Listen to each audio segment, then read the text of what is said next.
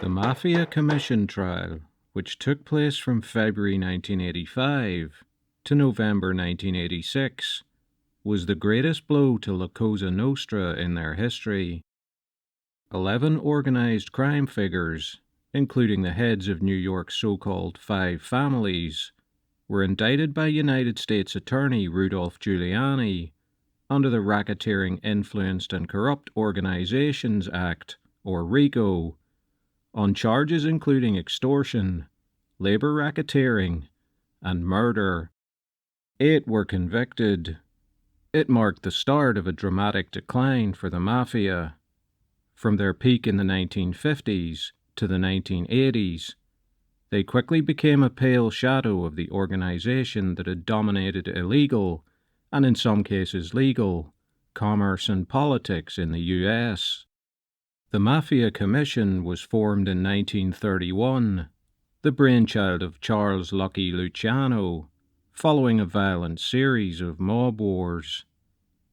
His vision of a ruling body that would settle disputes before wars erupted ushered in an era of prosperity for organized crime.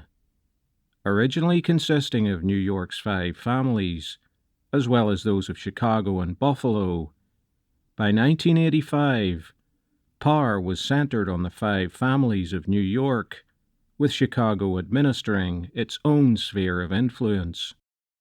The Commission case began in 1983, when the FBI made recordings of Colombo family labor racketeer Ralph Scopo extorting money from contractors. Large contracts could not be gained in New York without payoffs to labor unions, which were mob-dominated. Contracts between $2 million and $15 million were reserved for a club of contractors called the Concrete Club, which were selected by the Commission. In return, the chosen firms gave a 2% kickback of the contract value to the Commission. In some cases, the mob had hidden interests in Concrete Club members. Fat Tony Salerno, Commission representative for the Genovese family, had controlling interest in 2 major concrete operators. Tony Dux Corallo, head of the Lucchese family, unwittingly helped to bury his fellow defendants. During a parallel investigation into his stranglehold on the garbage collection business in Staten Island, the New York State Organized Crime Task Force had managed to bug the car of his driver, Sal Avellino. Over an extended period, Corallo blabbed everything there was to know to his protege Avellino. It was manna from heaven for the authorities. On the 25th of February 1985, Salerno, Corallo, Bonanno boss Philip Rusty Rostelli, and Big Paul Castellano, boss of the Gambino crime family and the most powerful mobster in the country, were arrested. Carmine Jr. Persico, boss of the Colombo crime family, was added to the indictment later.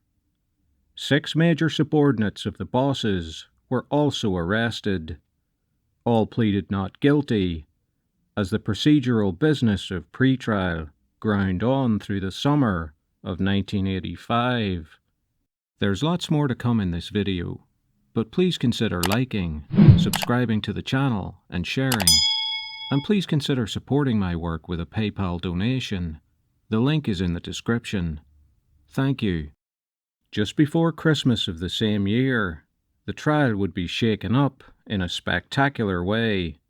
On the 16th of December, Big Paul Castellano and his underboss, Tommy Bellotti, pulled up to Sparks Steakhouse on East 46th Street in Manhattan. Stepping out of the car, Castellano and Bellotti were assassinated in a legendary mob hit. When the trial resumed, it was obvious to the defendants' lawyers that the evidence against them was damning. Seeking plea bargains, they found prosecutor Giuliani unyielding. He demanded that the defendants plead guilty to the stiffest charges in the indictment, which carried sentences that would have all but assured they would die in prison. Persico represented himself, and did so well that the judge praised his defense of himself in his summing up. But Persico's strategy infuriated the other defendants. He planned to admit the existence of the Mafia, but deny that he was a leader of it, and deny involvement in criminality. It was the only feasible strategy in light of the evidence, and the other defendants grudgingly agreed to follow it, provided they themselves didn't have to personally admit the Mafia existed, and thereby break the code of omerta. It didn't do any good, though. 8 defendants were convicted, including the 4 remaining bosses of New York, all of whom got 100 years. All but Persico were in their late 60s and 70s at the time, an effective life sentence. Salerno, Corallo, and Rastelli were all dead by 2000. Persico died in prison in 2019. Soon after the trial, Salerno was revealed not to be the boss of the Genovese family, as they operated a front boss policy to confuse authorities. It didn't change his conviction. The Commission Trial, and its use of the RICO Act, was the beginning of the end for the mob. Following trials decimated its structure, and the stiff sentences ensured that mafiosi turning government witness, which used to be a rarity, became the norm. La Cosa Nostra today is in the shadows, merely existing where it once dominated.